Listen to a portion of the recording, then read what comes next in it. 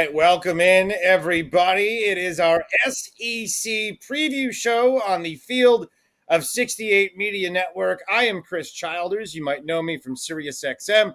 I've been there on the college sports side for the last couple of decades, going back to 05. Got some great company tonight to talk SEC. Terrence Oglesby is with us. I see that Clemson C in the background. It looks beautiful. The great Matt McCall is hanging out, the coach who said, you know what, screw the coaching thing. I want to talk ball with my guys. Love him. And the great Randolph Childress. When I heard Randolph was going to be with us tonight, I got excited as a basketball fan. I loved watching this dude. Gentleman Oglesby, I see him chomping at the bit. Happy start of the basketball season. Happy SEC. We're right there. We're right there at it. And I think McCall, he gets a little bit of a breather now after Tony Bennett left. Because like he left at a certain point. Now McCall, he gets a little bit of a breather for I think I was his last interview. Early. I think for SiriusXM, I was the last guy to interview Tony Bennett. Am I the reason he left? So I got to say that's a good question. I should ask you, are you the reason that he quit? He told him how good life was down playing golf in Florida all the time.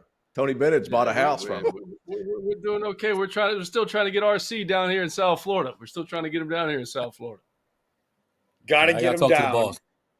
Yeah, got to get RC down there because all I hear about is how great it is down there in South Florida. And McCall, his golf game, he sent me a video the other day, absolutely on point. But Matt, it's time to work. It's basketball season. It's an exciting time. We're talking SEC tonight, a league that had a team in the Final Four just 1 year ago in Alabama. I was just down in Tuscaloosa a few weeks ago for the Georgia game. And as much as they love their football program, people are talking about Nate Oates. People are talking about this basketball program. Matt McCall, Mark Sears is back. They got a lot of different parts around him. What do you think about Alabama becoming a basketball school now with the football program losing its identity? Well, I think I don't know if we can go that they're a complete basketball school, but they're on their way. And what Nate Oates has done there is truly remarkable. This is their SEC championship to lose, in my opinion, with what he's done. And I give Danny Hurley the utmost respect in terms of an X and O and offensive coach. But the last 2 years, if you look, or even last year, if you look at what Nate Oates' team has done, especially on the offensive end of the floor, they ranked number 1 in points per game and second in offensive efficiency. And all of a sudden you get a National Player of the Year candidate back on your team. I think the biggest challenge for this Alabama team is just going to be managing expectations. You know, if it doesn't go well in a certain game, how do you handle that? But look, it was protection at the rim that was the biggest issue in last season. How are we going to protect the paint? They go out and get arguably one of the best shot blockers in the entire country in Cliff Oriami from Rutgers. So coming back, I think the biggest thing is how are they going to manage these expectations, because they're either 1 or 2 to start the year off in the country, so everybody's coming for them. But, you know, what Nate Oates has done is really remarkable at that school. Crazy remarkable what he's done. Terrence, when you look at just the fact that this team, Nate Oates gets there, and to me it was like, okay, how does Alabama catch Auburn? Auburn made sure that basketball was going to matter in the state of Alabama. And look right now, every preseason ranking, you got Alabama number 1 and Auburn's right there around number 2 in the SEC. To me, they went with Avery Johnson to be that move to kind of counteract Bruce Pearl. It didn't work. Then they go to Buffalo to get Nate Oates. It worked. Are you impressed with the way this guy, do you think he's got a culture that is sustainable, that can handle the pressure that Matt McCall's talking about? I think culture matters less and less now, but at the same time, there is some continuity with this team. I mean, you look at Mark Sears, who's going to be the best guard in college basketball from day one, not named RJ Davis. I think it's 1A and 1B there. He's that talented. He's that good, and they've got even more shooting around him. Chris Youngblood did get hurt. He's going to miss some time. He's going to be there by the time conference play starts. But you look at some of these other pieces they added. Aiden Holloway's a stud. He was at Auburn last year. That's high treason as far as I'm concerned, fellas. Yeah. You can't just do that. You don't just do that.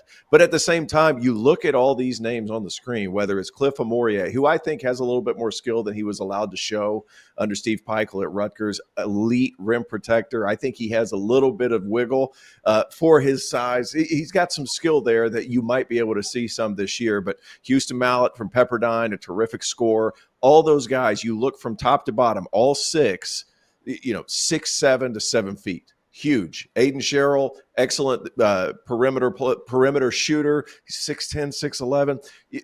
I think the analytical approach to what Nate Oates has been able to do has been remarkable, really. And you would have thought Avery Johnson, that's a perfect fit in Tuscaloosa. No, sir. Let's go up to New York, and a guy who's been in Detroit before that, a high school coach. Let's see how that goes. It's the most it's the weirdest thing you've ever seen, but it's worked to perfection. And I think the fact of the matter is he was able to work in a little bit of a shadow for a little bit of time, and underneath Nick Saban, he was able to figure it out, and now they're able to explode onto the front page of the Tuscaloosa Times or whatever the hell newspaper they have down there. Yeah. And it is fun basketball to watch. It's not just Mark Sears, it's Grant Nelson, it's all these super talented individuals. McCall's right. It's theirs to lose, and there's a lot of talent there that goes exactly how Nate Oates likes to coach and play. No question about it. Randolph, they have, as these guys pointed out, they have no excuse. They've got the backcourt. They got the front court. They've got depth. They've got a coach now that has proven that he's a consistent winner, which was a bit of an odd fit. He came from New York. He doesn't sound anything like y'all, and he doesn't have the accent or the twang or anything like that. But when you win, they love you. Hell, Nick Saban's a West Virginia guy that's fit like a glove in Tuscaloosa. But it seems like what I think I love about Nate Oates is that we see all these other coaches that are looking at college basketball right now, like Tony Bennett, and saying, I don't like this. I don't like the way the game is going. And Nate Oates has said, I'm going to adapt with this, and I'm going to be the best at it, kind of like what Nick Saban used to do with the football program. Well, I'm going to call you guys out on this one. This will never be a basketball school. It's freaking Alabama, and it's going to be football school no matter what. They're just getting the benefit of some of that football money's rolled over into basketball. They got a whole lot of national championships to catch up with before we can even entertain the conversation in football. But no, seriously, guys, I think the only thing that holds these guys back will be what's the step that they take on the defensive end of the floor. That's it. I mean, offensively, they check every box. I think the only thing that's going to stop this team from reaching San Antonio is just a cold shooting night from 3. And that's where, if they take a step defensively this year, I think they can overcome that because they're so deep. I think they're one of maybe a handful, and when I say handful, I mean 10 deep rosters in college basketball. I think Duke's won. Kansas is really talented and deep this year. I think there's a few teams that can go as deep and keep the same level of intensity on both ends of the floor as Alabama, and there's not many teams that can do that. This team is loaded. It has everything you want, experience. They're battle tested. They've been in the big games. They've been there before. I think the biggest thing that gets in their way is health and boredom. You watched a couple of these exhibition games. They haven't even had everybody there. They played Mike Deeks, and it was a 30-point game, and they were missing 3 players. And Wake's, I think is a really good team. So everything's there. If they stay humble and hungry throughout conference play and into March, I mean, this team's loaded. I think the only thing slows them down is boredom and health. I think other than that, you get in the tournament, it's one and done. They do shoot so many threes. A off night can hurt them.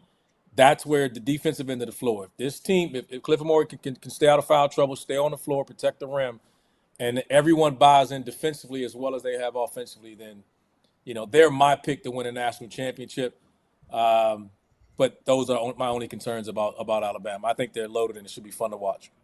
They're the best team in that state for damn sure. I think that we're going to move on to Auburn and talk them next or whatever. But we got to focus on where we're at. I'm sitting here looking at some of their lineups and their switchability defensively, and I love what you said, RC. That all makes sense. But you look up and down, they have 2 guys that I think like you can't switch with, and that's Sears and maybe Aiden Holloway. The rest of those guys are lengthy, rangy, can switch, can move their feet. Even Grant Nelson, who took some time to adjust last year, but finally found his footing.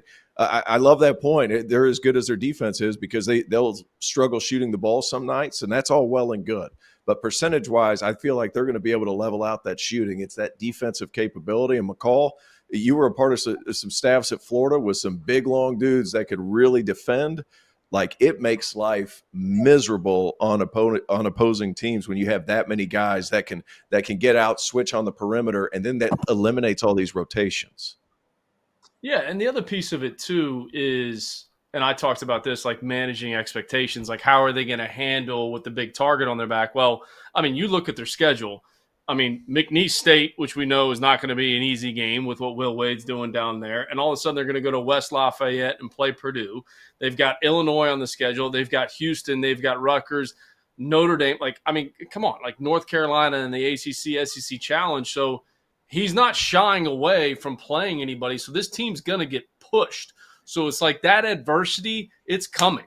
And how do they handle that and respond to that with one of the best teams in the country?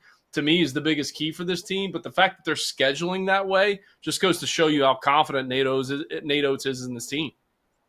I got one last point to that. Go ahead, Childers. man. Yeah, go ahead. One last point. I'm sorry to interrupt you. Dude, I'm the worst about that out of this whole group. So just like, I'm sorry.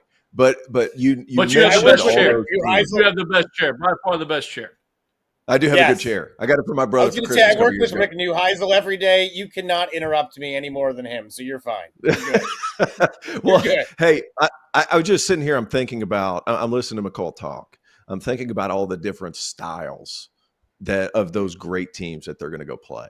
Like McNeese has got this up and down tempo. Then they go to Purdue, that's very methodical. Then they play North Carolina, that's super fast with small guards that are quick. I like how he gears those guys up. He did that last year too, where they played Clemson in the non-conference, and then they went and played some of these other super teams that played this different style of play, and it really gears them up because the SEC, you look up and down the conference, it is a pretty athletic, open league. As far as it's open in transition, they let their players go. But at the same time, you can run into different styles from time to time. And I like how Nate Oates prepares his team, not only for SEC play, but for tournament play too, just by scheduling those particular teams. It is a grind. Hopefully it'll pay off. If you're Alabama, by the end of the season, they have changed the expectation of that program completely, the entire vibe around it, what basketball means in the state. It's kind of wild as we transition to talk to Auburn, and it's our Field of 68 SEC preview as we get ready for another great basketball season that's going to look different. We have Oklahoma and Texas in this league this year, so it is a completely different looking college basketball season for a variety of different reasons outside of the SEC. The Big Ten looks different, the ACC, Big 12, etc. So it is going to be wild to begin with. With that said, the state of Alabama has become the epicenter of a good league. And Auburn's a team. You got Janai Broome coming back. Bruce Pearl, when he's not trying to save the world on Twitter, he is absolutely doing a hell of a job bringing guys in the transfer portal and making this team palatable. He's got great energy. He hasn't slowed down at all. I mean, Randolph, when you look at Auburn, I think the pressure's off them a little and mostly squarely on Alabama in the state, but they got a hell of a team, and it could make them pretty dangerous. I don't know if I'd say the pressure's off because this team is talented enough. They're not sneaking up on anybody. They're pretty damn good. I think their front court is as deep and as talented. They got so much experience in their front line, arguably the best big man, one of the best big men in the country. And Janai Broome. The only thing I would say about Auburn is guard play.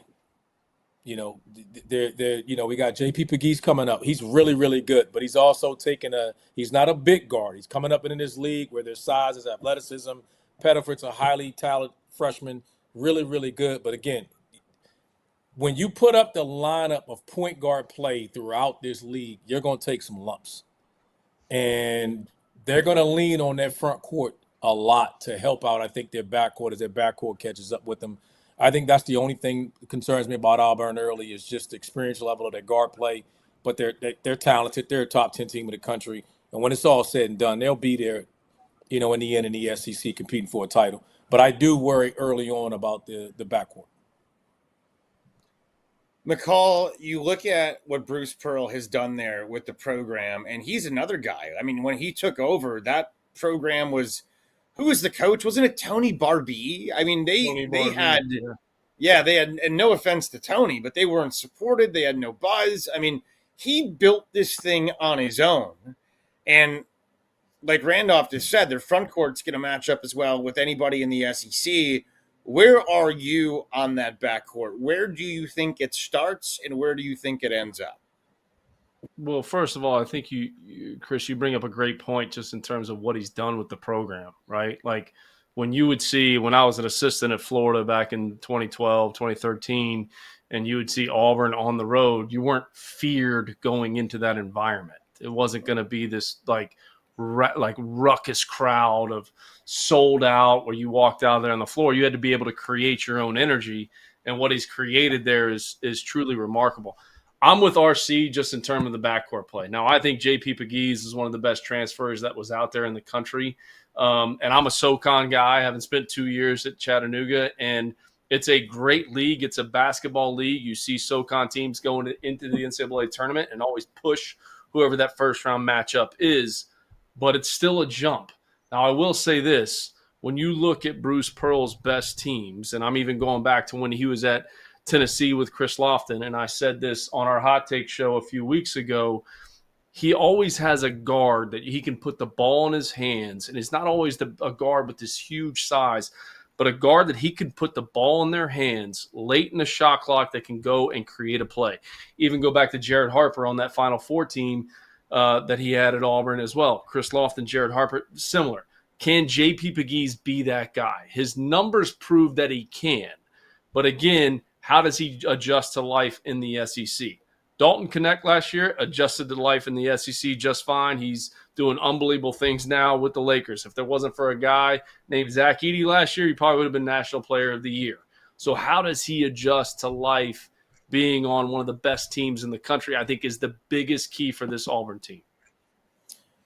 It's a big key, and it's certainly going to, it might take a little time early on. It might not be smooth or pretty at the beginning, but Terrence, when you look at this program, I got to believe for Auburn, they feel that they're as good as Alabama. I feel, that certainly they know that Alabama's got all the pressure and the bullseye on their back after being the team from the state that went to the Final Four a year ago. I just wonder how Bruce does it all. I mean, this guy has, most coaches don't pay attention to the world outside of their team.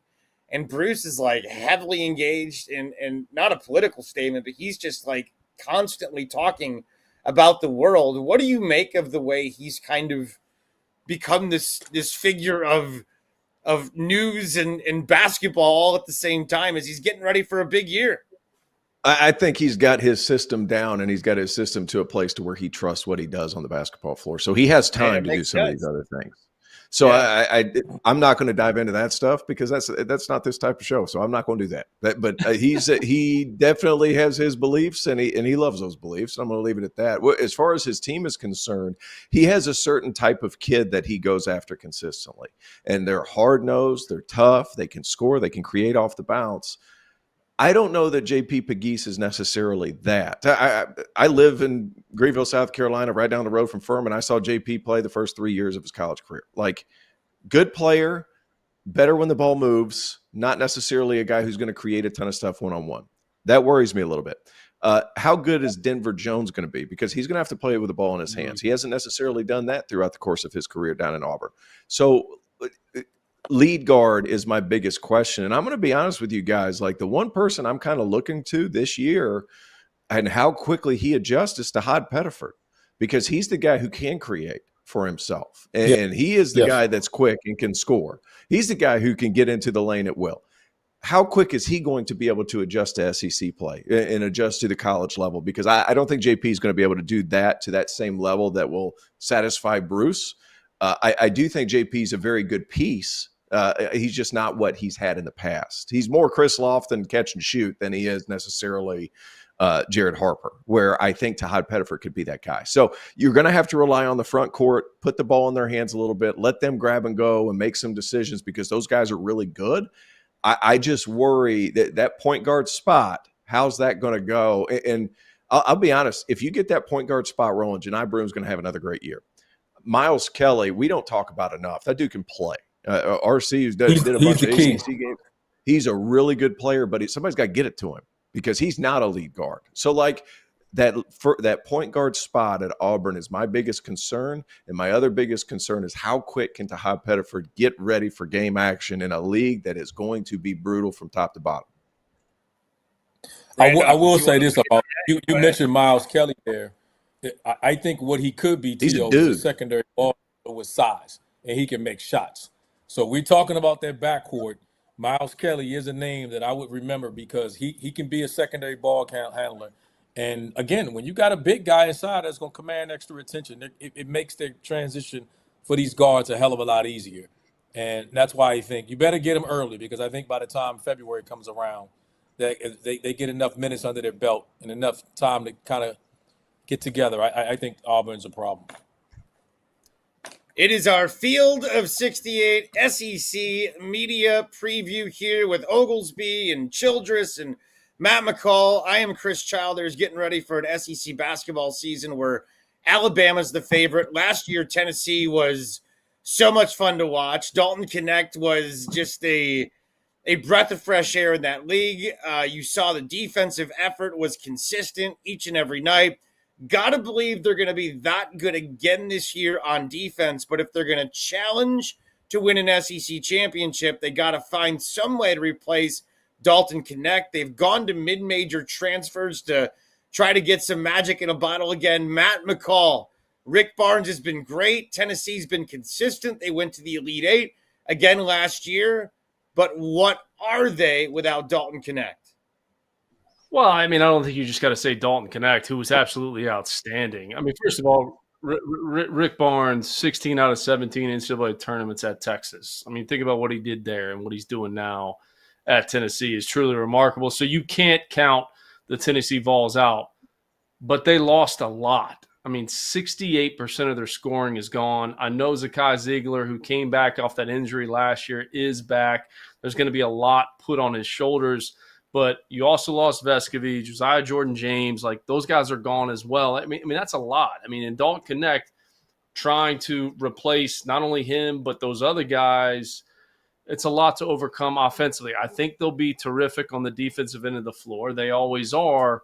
But where is that offensive production going to come from for this team that was at the end of the game or at the end of the game was on the line? They could go to several different guys, even if it wasn't Dalton Connect. So I think that's the biggest question mark. Can they push? Are they the other team that can push Alabama? I just have some question marks on the offensive end of the floor for that. But you can't ever count out a Rick Barnes coach team. Randolph, well, you asked, like, what is Tennessee without Dalton Connect? Not very good offensively. That's not just this year. That's been every other year where they haven't had this standout lead guard. And it's a slog to watch them play offensively. I think it's a little bit unfair, too, because Dalton Connect comes in, averaged 20 points in northern Colorado or wherever the hell he was west of the Mississippi. And they're like, well, look, like, we can grab another transfer that averaged 20 points a game, and everything's going to be fine. Dalton Connect was special. And everybody, if you watched any film, you understood, like, this dude's so athletic. He's huge. He's going to be able to see over the defense. He covers a lot of ground. A lot of people are thinking, well, Chaz Lanier can do that. He averaged 20 points at North Florida. He's much more of a piece. And Driscoll and some of those guys that are down at North Florida did a fantastic job setting him up. He's not that kind of player. Darlington Dubar, good player, tough. He's not this off-the-bounce savant that Dalton Connect was. So you're going to see a lot more elongated offenses. The thing that concerns me, guys, is it kind of goes back to what we've seen over the past X amount of years without Dalton Connect is who's going to be that guy at the end of the clock? And how many stagger screens are you going to be able to run for a guy who's 5'9"? And we saw it when they scrimmaged, or I guess exhibition or scrimmaged Indiana or whatever it was.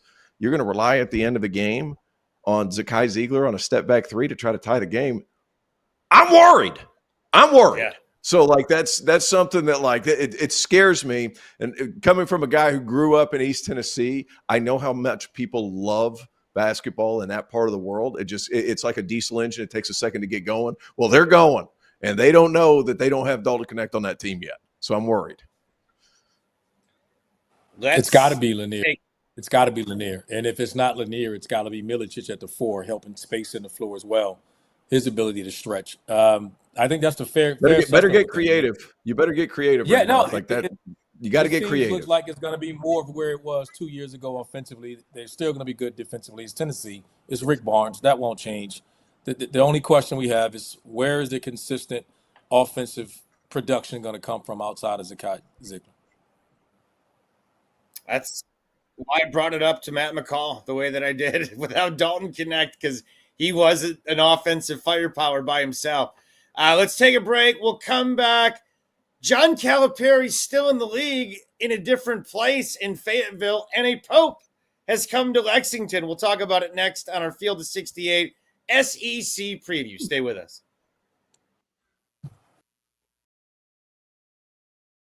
If you haven't heard by now, we have partnered with BetMGM Sportsbook. We're going to be using BetMGM lines to make all of our picks, and we'll have special offers for the listeners and the viewers of the Field of 68 throughout the year. If you haven't signed up for BetMGM yet, you can use bonus code FIELD, and you will get up to a $1,500 first bet offer on your first wager with BetMGM. The best part, all you need to do is deposit and bet $10 of your own hard-earned money to be eligible. Here's how you make it work.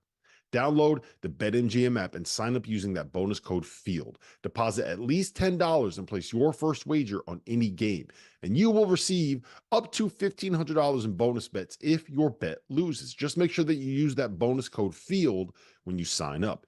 BetMGM is going to have some fun offers available throughout the NBA playoffs. Bet insurance tokens, odds boost, and what I love, a nice parlay boost or two from time to time, as well as a ridiculous array of player prop bets for any sport that you could possibly imagine betting on. BetMGM is and always will be the king of the prop bet. So go download the BetMGM app, use the bonus code FIELD, and sign up today. And while I've got you, a quick request. The best way to support the Field of 68 content that you get for free is to engage with us. Rate and review the podcast. Like and share the YouTube videos. Tell your friends about us. It all helps in a world where the algorithm is king. And now, back to the show.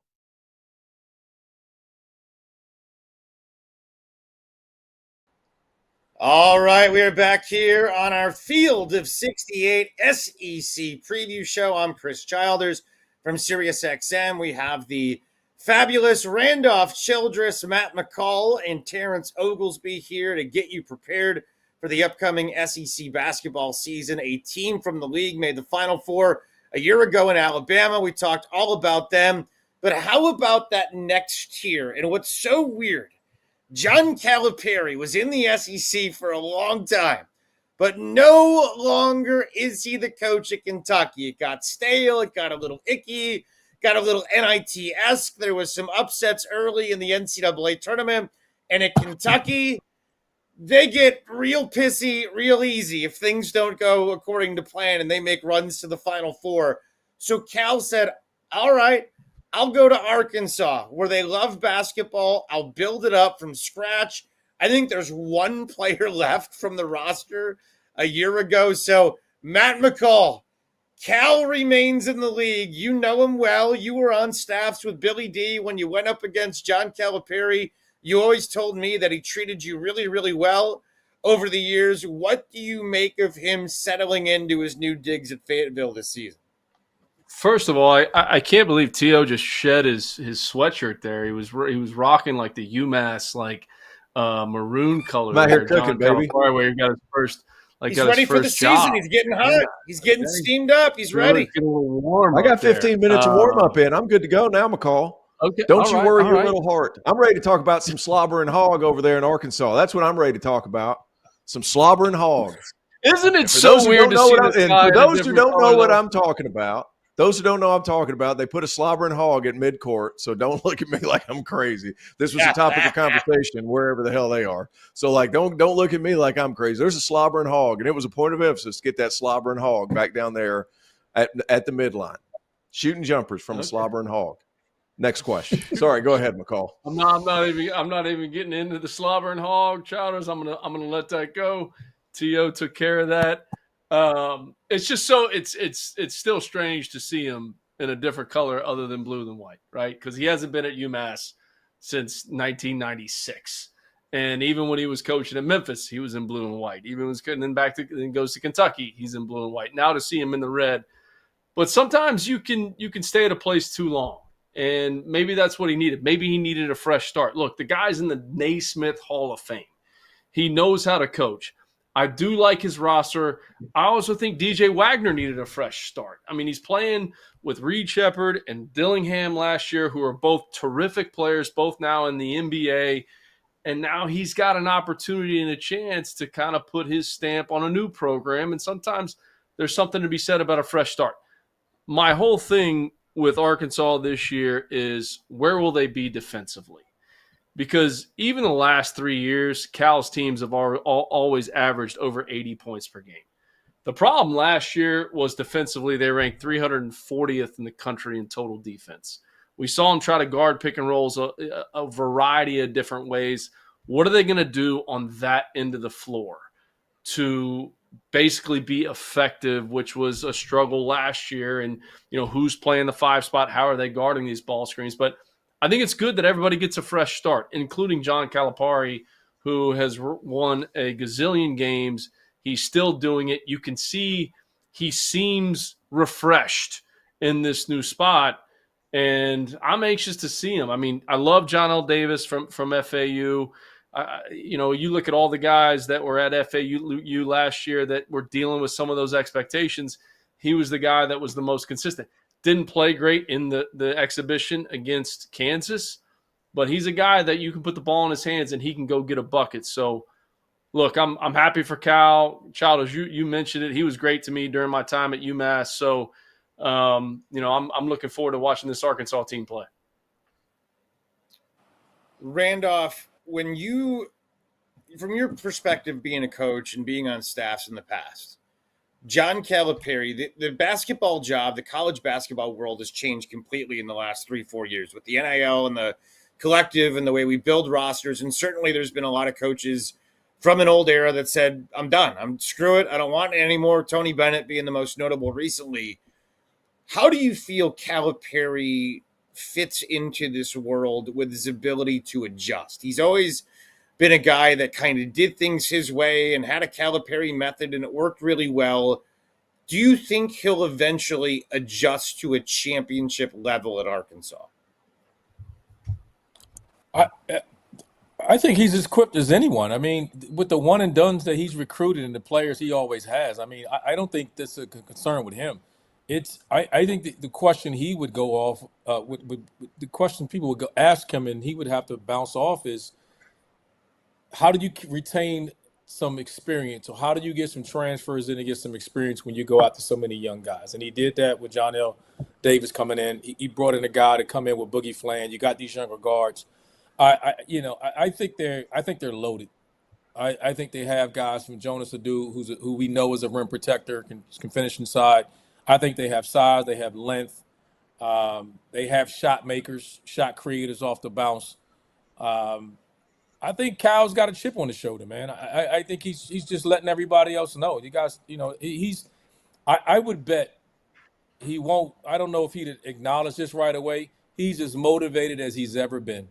And you best believe he can't wait to stick it to Kentucky and everyone else who kind of doubted him, because everybody was on his ass last year, the last couple years. And he made the change.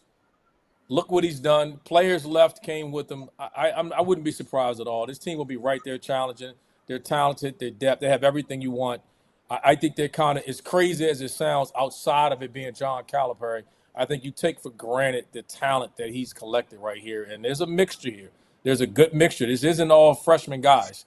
He's very, very talented, and he has the right mixture of freshmen and experienced guys that can make a run. So this Arkansas team wins the league, it wouldn't surprise me.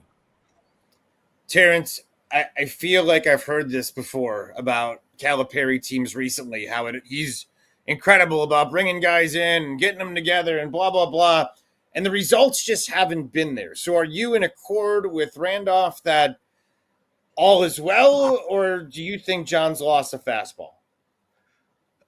He hasn't lost his fastball because he never changed his fastball. It's been the fastball. The fastball is the fastball. He's staying with the fastball. That's what he's doing. And his fastball is getting the best players every year out of the high school class that he can get. That's his fastball. What he has done this year is he's bringing in some older pieces. I think holding on to Trayvon Brazil, who I think is super talented, just got hurt last year. He has all the tools that you would ever need at 6'10". But there's a couple of things like Boogie Fland's as good as advertised. And I'm not sure he's going to have a Reed Shepherd type year, but he's a little bigger. He's athletic. He gets to spots. He's really, really good. And I think the biggest point here, guys, Zvonimir Ivisic, like he was practicing with the team. He didn't really even get to go until like January. I don't know the exact date. You're going to have to fact check me there. But still, like he didn't get to play a whole season. Now he's there a whole summer. That changes things for me because we saw what his potential was and his talent was in small spurts. Now we're going to be able to get it from the very beginning of the season. I think that's going to be a massive thing.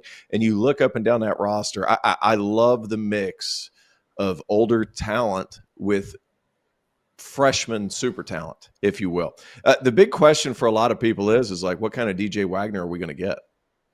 Like, because DJ Wagner was this highly touted kid. He was number one in the class. Now, given it was a bad class, I think everybody's pretty transparent in saying that. It wasn't a normal class, but he was up there in the top 5, no matter who you talk to. I think people expected a lot more.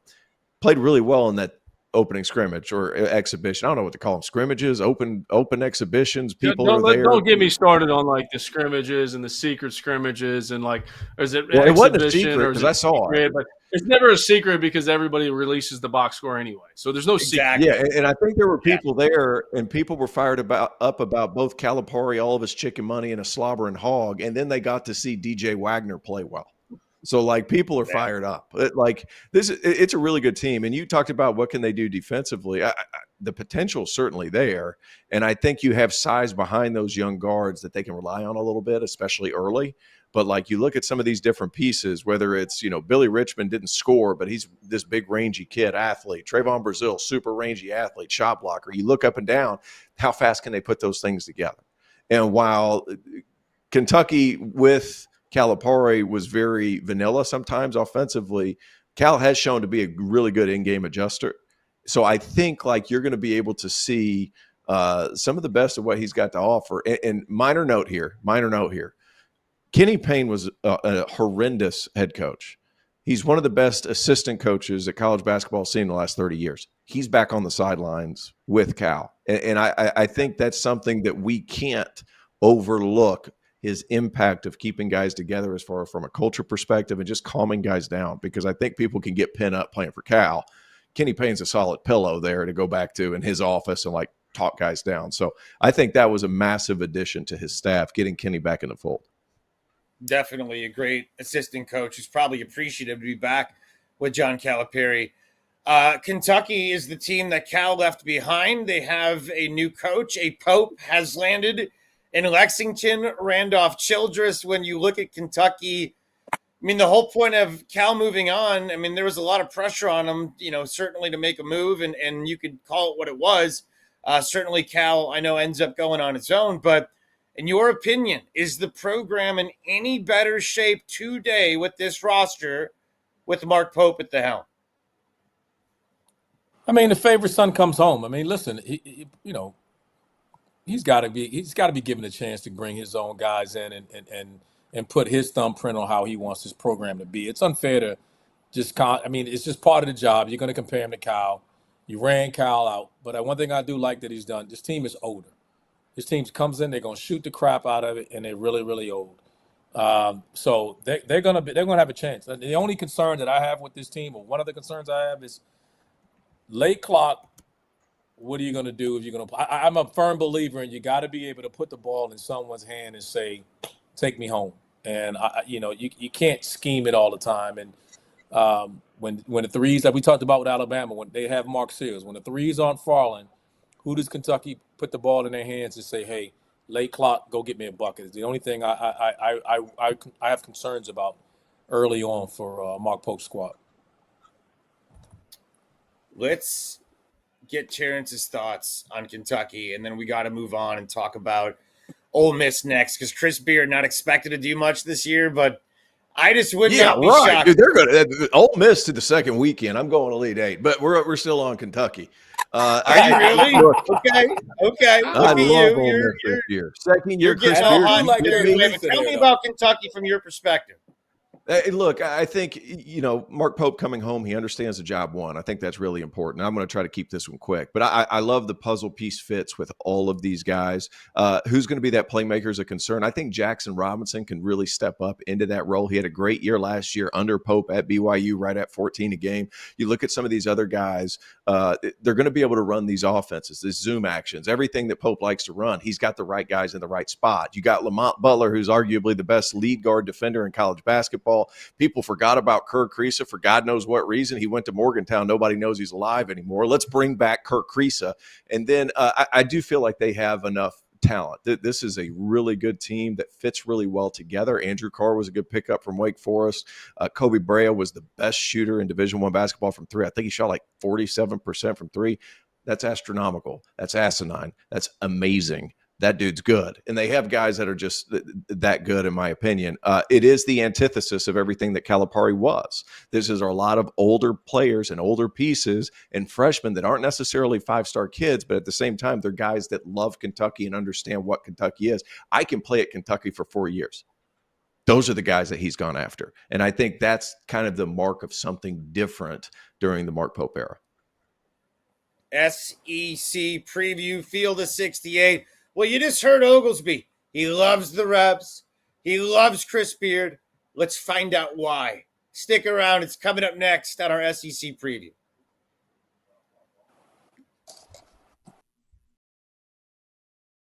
If you haven't heard by now, we have partnered with BetMGM Sportsbook. We're going to be using BetMGM lines to make all of our picks, and we'll have special offers for the listeners and the viewers of the Field of 68 throughout the year.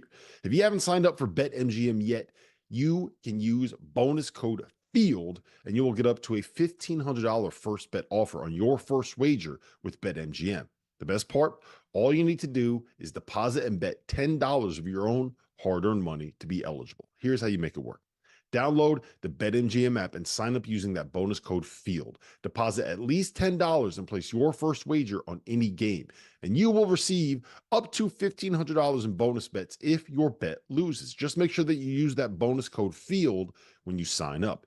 BetMGM is going to have some fun offers available throughout the NBA playoffs. Bet insurance tokens, odds boost, and what I love, a nice parlay boost or two from time to time, as well as a ridiculous array of player prop bets for any sport that you could possibly imagine betting on. BetMGM is and always will be the king of the prop bet. So go download the BetMGM app, use the bonus code FIELD, and sign up today. And while I've got you, a quick request. The best way to support the Field of 68 content that you get for free is to engage with us. Rate and review the podcast. Like and share the YouTube videos. Tell your friends about us. It all helps in a world where the algorithm is king. And now, back to the show.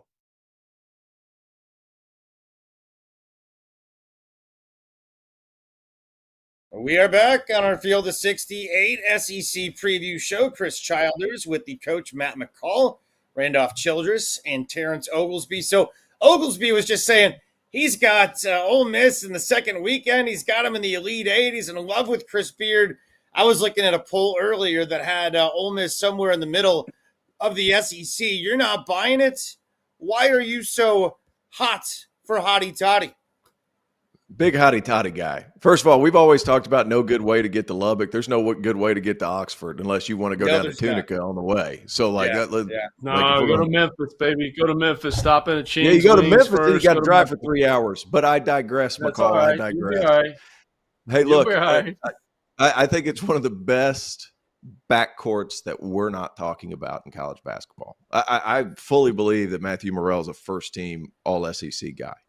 Like, this is Jody Meeks reincarnated. He might even be more athletic and more fluid than what Jody was. And I'm saying that from a place of love because Jody's one of my good friends. He's that talented. He averaged 16 points a game last year. Nobody talked about it. Then you add Sean Padula, who's been terrific for Mike Young at Virginia Tech. They've got bodies everywhere. You saw how they dog-walked Illinois. That team from Champaign's struggling right now, and our producer Travis having an even worse time of me even talking about it. but my God, are they good? So many different weapons, and defensively, I haven't seen ball pressure like that in a minute. And those guys, what they do from a schematic standpoint under Chris Beard, I think he is a hell of a coach. Oxford got a good one, and I think Ole Miss not only is a sleeper to win this league, but I think they can make the second weekend of the NCAA tournament because I feel like they have all the right weapons in all the right places. They're that damn good, and Chris Beard can coach. Bold words indeed from Mr. Oglesby. He's hot for Hottie Toddy. Randolph Childress, Texas A&M a year ago. Everybody was in love with them. I heard people saying they're going to be a sleeper to get to the Final Four. It didn't happen, but lots of experience back, including Wade Taylor. Is this the year they get to where we thought they would be a year ago? I think they will. I think, you hear the rumors. There's a lot of pressure. Everybody wants. They're on Buzz Peter. They're on Buzz's Williams, but I think he's a hell of a coach. This team is tough. I think the only thing you can knock on this team is they haven't been the biggest team as far as size and the inability to shoot the ball consistently. The only thing I'd add is I think Wade Taylor's usage rate's got to come down a little bit, and I think that will come down with Zurich Phelps, the transfer from SMU.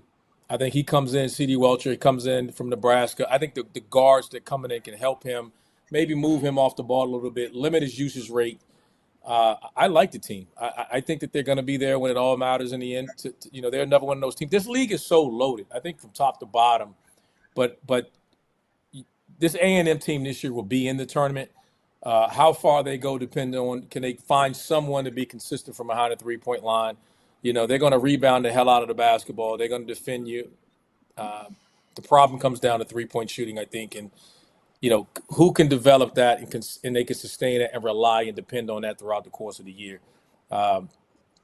Buzz is the real deal, and I think they'll get it done this year. Then everybody can calm down. The Aggies can calm down. I think they'll be fine this year. They'll be right there in the thick of things with a chance winning the league. This team, they're one of the few teams, I think. I don't know if I feel comfortable saying they can win the SEC, but they'll be right there finishing, I think, in the top 5. I'm with you, and I kind of feel about them the way that Oglesby feels about Ole Miss. I love Buzz. I love the foundation. I'm with you on the outside shot, but I think that team is going to find ways to win close games this year. It's SEC preview. Matt McCall, you just saw Gator practice, your old stomping grounds. Todd Golden and company trying to continue to build a strong foundation for that program. He's trying to do it in different ways. What did you see? Well, first of all, I'm not trying to sound like a Gator homer because I know I'm going to hear from Jeff Goodman and Rob Doster that because I am a Gator homer because I have 2 degrees from the University of Florida. My dad played football there. No, look, Todd Golden has always been a guy that can really, really coach on the offensive end of the floor. And last year's issue with their team was on the defensive end of the floor. And I think him and his staff did an unbelievable job of addressing some of those issues in the transfer portal. They bring in Ruben Shileu from Washington State, Sam Alexis from Chattanooga, who can impact the game. I think they'll be more aggressive on the defensive end of the floor with how they're guarding pick and rolls. And then Elijah Martin. I mean, if you don't remember Elijah Martin, go back and watch the NCAA tournament from 2 years ago and what he was able to do. Kind of like we were talking about with Arkansas and some fresh starts for Calipari, fresh starts for DJ Wagner. Maybe Elijah needs a fresh start. I mean, he is a guy that can guard multiple positions. He can put the ball on the ground. He can drill threes from behind the perimeter. Everyone talked about the secret scrimmage the other day against Charleston. I may have had a first look of Charleston for a few weeks there, and I think Charleston's a really good team. And look, Elijah is a guy that just maybe possibly needed a fresh start. So I look at this team. I think Coach Golden and his staff did an unbelievable job of addressing what their needs were in the transfer portal in terms of the defensive end of the floor. My only thing with them right now is their non-conference schedule. Are they going to get pushed? The biggest game, obviously, they have Wake Forest down the ESPN Invitational, which will be a tough game because I think Wake's really, really good. But who else is going to push them? Possibly North Carolina up in Charlotte will be a big-time game for them against R.J. Davis. But the first game of the SEC season for the Florida Gators, which is a little bit of a head-scratcher, is Kentucky. Kentucky, Florida used to be one of the biggest rivals in the SEC back in the day, and now they're opening up SEC play. So does this non-conference schedule prepare them for that first game in the SEC play? It's a very intriguing question, to say the least. It's our Field of 68 SEC preview. Terrence Oglesby, Texas, Oklahoma, newcomers to the league. Which one, in your opinion, has the better chance to make an impact?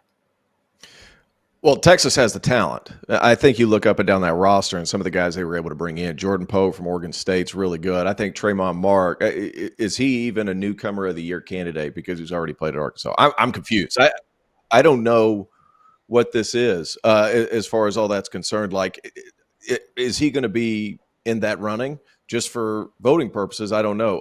Arthur Kaluma, I think he's terrific. He's just kind of floated around. He's averaged 14 points a game the last couple of years, both at Creighton and Kansas State. They're really good. And Trey Johnson is arguably the most talented freshman in the league, at least one of them. So you're concerned with how all these guys are able to mold together. If I had to pick between the two teams, it's obviously going to be Texas. I think Oklahoma is going to struggle in year one because Jeremiah Fears is really good, but he's also really young, and he's going to be relied on to do a lot for the Sooners. I think they finish a little bit closer down towards the bottom, maybe middle to bottom-ish, if you will. But I think Texas is very much going to be in the mix because Rodney Terry's gone to a couple of tournaments, and they have all the talent in the world once again. And whenever you have access to this kind of NIL, they're going to be able to put a team together. So how it's going to go and how these guys are going to blend with Trey Johnson there is TBD, but they certainly have the talent to make a run. I don't think they win the league because I think there's growing pains with having to do some of these things in the SEC. But I do think they'll be in the middle, make the tournament, and then we'll see what happens from there. Let's take a break. We'll come back. Go ahead. Real quick, Mr. No. I just said I agree with everything T.O. said. I think Texas is the better of the two teams, just talent-wise. They just got some high-end talent down there, and everything T.O. echoed.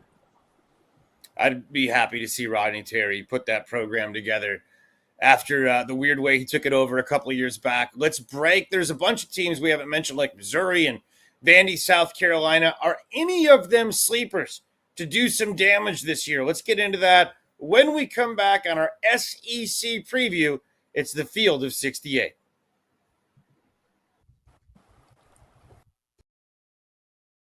If you haven't heard by now, we have partnered with BetMGM Sportsbook. We're going to be using BetMGM lines to make all of our picks, and we'll have special offers for the listeners and the viewers of the Field of 68 throughout the year. If you haven't signed up for BetMGM yet, you can use bonus code FIELD, and you will get up to a $1,500 first bet offer on your first wager with BetMGM. The best part, all you need to do is deposit and bet $10 of your own hard-earned money to be eligible. Here's how you make it work.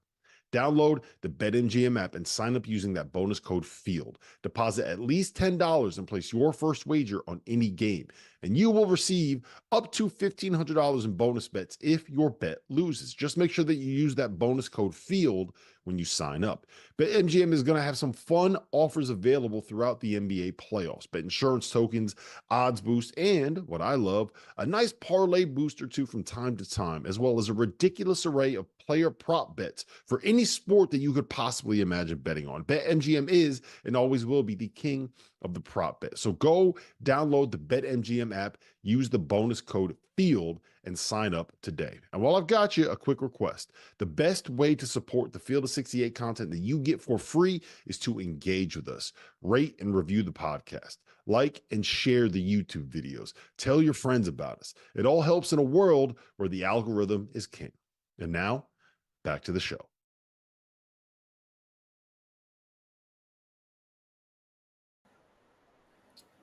We're back. It's our Field of 68 SEC basketball preview. Chris Childers, Randolph Childress, Matt McCall, Terrence Oglesby. We've talked a lot about the powers in this league already. The Alabamas, the Auburns, the Tennessees, Arkansas's got Cal. They're excited. Ole Miss. What can it be year two with Chris Beard?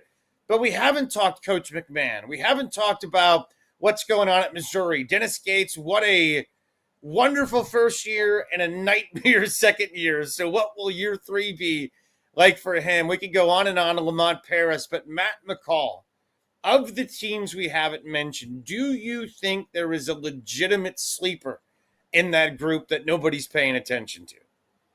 I mean, how can we count out South Carolina with what Lamont Paris was able to do last year? I mean, SEC Coach of the Year, and he lost a lot. There's no question about it. But this guy, Colin Murray-Bowles, I mean, they're talking about this guy as a legit top 10, top 15 NBA draft pick. So I'm not going against the Gamecocks. I think that they will have a chance.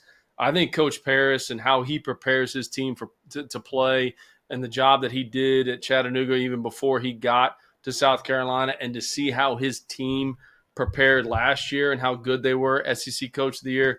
I'm not going against the Gamecocks right now. I mean, I think they'll be right there in the mix. And this guy, Colin Murray-Bowles, if nobody's watched him play, they need to turn the TV on because he's something special. I think the other thing I'd add to that, too, is that they're going to be a problem because of their length and their style of play. They're not going to get up and down and run and make the game a 94P game. They're going to junk the game up. And they're going to slow it down. And with their length, you get into a half-court fist fight with them, and you got your hands full. So they may not be as, have the offensive firepower as some of these other teams have with the three-point shooting and everything else. But they have length, they have size, they have physicality. Lamont's do a hell of a job with those guys. They'll win some games. They'll win their fair share of games. I think they'll at home. They'll be a dangerous team to some of those elite teams in the conference that we talked about. But I do think their length and their physicality and their style of play will create problems for teams. I agree with everything you guys said about Lamont. I think he's an absolutely terrific coach. And Colin Murray-Boyles is the real deal. Like a real Trevor Booker comparisons, kind of a modern-day Trevor. I mean, he could do a little bit from the top of the key, hit backdoor cutters, all that. I think a guy you could look out for that could kind of explode onto the seed. You have Miles Studi. You have some of these other guys, Jacoby Wright, that's been there. Zachary Davis is a kid who played at like a single-A school in South Carolina that nobody knew about. And he had flashes last year like, well, who is this kid? He could be pretty good. He could have a big sophomore year. I'm a big fan of his game, but you add Jamari Thomas from Norfolk State. I always thought he was a pretty good player. How he adjusts to SEC play is going to be huge. If I had to pick somebody else, though, Childress, I would look to Starkville, Mississippi. Small guard U is what it's going to be. Josh Hubbard is the most electric dude under 5'10" you're going to see all season long. Averaged 17 points a game as a freshman. It seems like we just kind of forgot about the man. And here's my favorite part. They brought in a guy in Kanye Clary who's 5'7". They're going to be a nightmare to bring the ball up against. So Randolph knows, and McCall, I'm sure you know too, like you have to bring the ball up against a couple dudes that are 5'7". They're up under your waist and like making life difficult. You can be as big and switchable as you want. If you can't get past half court, it's a freaking problem. And those dudes could be a problem to play against on a nightly basis. They're not all that big, but the guys behind them sure are tough. I mean, Cam Matthews, really tough kid. They've got a lot of pieces there. But Josh Hubbard, if you haven't watched this kid play, he can carry a team to a win on a given night. And we all know what kind of coach the Jans is. So, like, I think they're going to be good. You alluded to Mizzou, and I'll say something quick on them. I mean, Dennis Gates was pissed. Dennis Gates was pissed. Like he knocked out the portal. And I have a lot of respect for Gates. I think it kind of just fell on top of him last year. They had a couple of things happen with the roster and injuries, whatever. They'll be better this year. You look at some of the guys they brought in, whether it's Marquise Ward from Northern Kentucky, averaged almost 20 points a game, but Mark Mitchell from Duke, good player. Josh Gray from South Carolina, massive man. And then you add a couple of other guys around. I think Tony Perkins is a really good player from Iowa. 14 a game. I thought like he had some up and down moments there for the Hawkeyes and McCaffrey, but I think he'll be good for Gates. And I think they're not going to win the league, but it's not going to be 0-18 or God knows what it was last year. All right, guys, let's do a quick whip around here on a few subjects. It's our SEC preview, Field of 68, Childers, Oglesby, Childress, Matt McCall. As far as a breakout player, somebody we haven't talked about a lot, but he's going to end up being a superstar. Matt McCall, who is that for you? Again, I'm not trying to be a Gator homer. We haven't mentioned this guy one time. Walter Clayton. You're a homer. You know, I'm not trying to be a homer, but I think Walter Clayton is a guy that is obviously going to be first team all league. He's going to have the ball in his hand so much this year. I'm going to go Walter Clayton. I think he's a breakout guy. I think he is going to be in the conversation for SEC Player of the Year. Randolph? Way to go out on a limb, man. You picked a dude. Yeah, I know. He only averaged 18 points a game last year. We didn't talk about him at all. That's the first time we mentioned him on the show. We haven't talked about him one time. Hey, hold on. Florida was your team, McCall. Florida was your team. We haven't talked about him one time. You were the only person who talked about Florida. You put your shirt back on. That was your fault. I think my pick. I had to give the guy some love. I had to give him some love. Yeah, he's a good player. He's a really good player. Hey, I think Kobe Bray will be for Kentucky. I think guy shoots the ball as well as he does, goes in that system, and there's enough talent around him and enough shooting. He won't get any extra attention. I think he's looking forward to a hell of a year shooting basketball, well over 40% from three, with a high number of volume of makes. I have no argument there. That man's good, and Jackson Robinson's going to be good there too. I keep going back to the backcourt of Ole Miss, like the Sean Padula, Matthew Morrell are. I'm preaching over here. I'm preaching, and I'm grandstanding for these Ole Miss Rebels. Like they're as good as you're going to see in this league. They're big. I've been a Sean Padula fan. Huh? Said Juju Murray. No, go ahead. I agree. Yeah. I mean, he's good too. But like they're all good. Like they're so long and rangy, and defensively they freaking get after you. But I'm telling you, that backcourt of Morrell and Padula could be in the running for best backcourt in the conference. They're that good, and we're not talking about them enough. And we've talked about year 2 Patino on field to 68 because we're on the Big East all the time. But like year 2 Chris Beard's a problem, and not only that, he's got some dudes in that backcourt. We can talk about surprises all we want, but I think if they defend the way Chris Beard teams have traditionally defend, then they're right there. I to your point, the talent's there. They're not devoid of talent this year. So if they can revert back to defending the way we are accustomed to seeing a Chris Beard team defend, then there's enough talent down at Ole Miss to shock a lot of people. And that wouldn't be a bold statement for them to be in the top 3 in that league. 100%. I mean, 13-0 to start last year too. Like, let's not forget that. So like, does the non-conference schedule that they're playing this year, does it prepare them for the SEC play? Like, that's the biggest question mark, because they started off 13-0 last year. And we're like, oh, this guy, man, he knows what the hell he's doing, and obviously he knows what the hell he's doing. But do they get pushed in their non-conference because they didn't last year? I think that's the biggest question mark. One more guy, Childers. We haven't brought up Georgia at all. They have a young man named Asa Newell. He is legit. And there's always seems to be a freshman averages 20 points a game somewhere in this league, and he could be that guy. Vanderbilt was not mentioned, and I feel like we just have to say something about Mark Byington's team as we get ready for the season. I mean, 32 wins last year at James Madison. I mean, obviously the guy can coach. There's no question about it. You got to wait and see. Do they have the roster that can compete? What's their culture like? Obviously, he's done that. Whether he was at Georgia Southern, James Madison, doesn't matter. I mean, Mark Byington, was a good hire for Vanderbilt, and we'll see what happens. Do they have the talent level to compete with some of these other teams? We don't know, but the guy can flat out coach. There's no question about that. They absolutely. What's that song by Bon Jovi? "Living on a Prayer." Living on a prayer. I'll tell you what, guys. I'm not saying Vanderbilt's going to have to live on a prayer, but they're going to have to pray for a lot of 3-point shots made, because they brought in a lot of guys that can fill it up. To go along with what they're saying, like I'm not sure compared to the rest of the league how good this team's going to be. But I mean, you look up and down. AJ Hoggard was a good player at Michigan State. How's that going to fare in the SEC? He's probably one of those guys who probably needed a fresh start. He needed a fresh start. Yeah, he's probably going to be better in the league just because of how it plays. He needed a fresh start.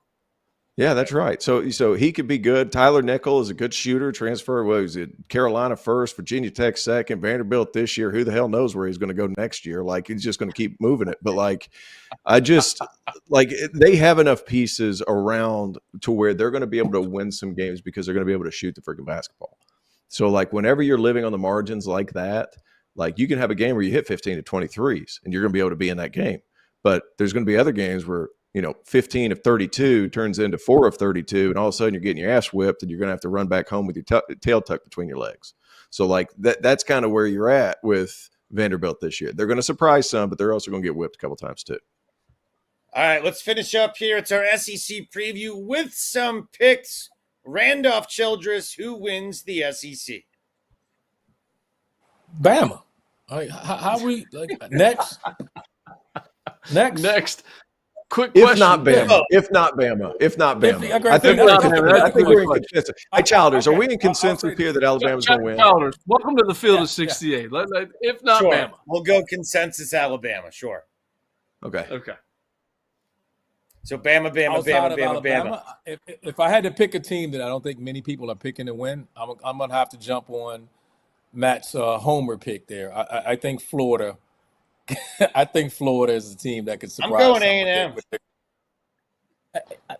You can't go wrong. I won't argue that. I won't argue. You can't go wrong. Go ahead, Ole Miss. I think you're all wrong. You're all wrong. And I can't go wrong with saying Ole Miss. Like if could I not have made a more compelling case? Did you play at Ole Miss or did you play at Clemson? I'm trying to figure this out right now. Did you see? Hey, I'm telling you. Just go. You heard it here first, ladies and gentlemen. You heard it here first. Childers, don't be shocked. I'll be hearing from you in February. Let's go. We're ready. He's hot. He's hot for hotty toddy. All right, we are done. We want to thank everybody for helping us out. Our great producing staff, Terrence Oglesby, Matt McCall, Randolph Childress. Pleasure to work with you. I'm Chris Childers, and thanks for watching and listening to our SEC basketball preview on the field of 68.